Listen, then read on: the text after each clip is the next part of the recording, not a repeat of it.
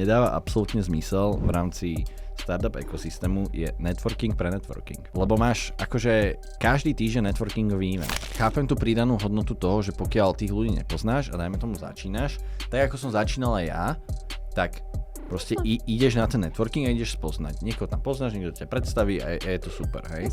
Ja keď som akože začínal prenikať do tejto bubliny, tak som tiež chodil na tieto networkingové eventy.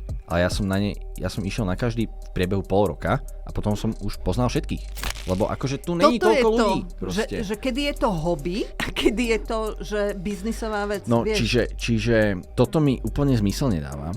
Ja napríklad, ale na druhú stranu, akože oceňujem tých organizátorov, hej? Lebo proste, že ako nie je to jednoduché proste akože tých ľudí niekam nahnať, zabaviť a proste akože aby to fungovalo, aby sa ľudia cítili príjemne a tak ďalej, tak ďalej. To, čo mne nedáva zmysel, je, že ako ty keď ako pracuješ a robíš ten biznis, tak nemáš čas chodiť každý týždeň na networking.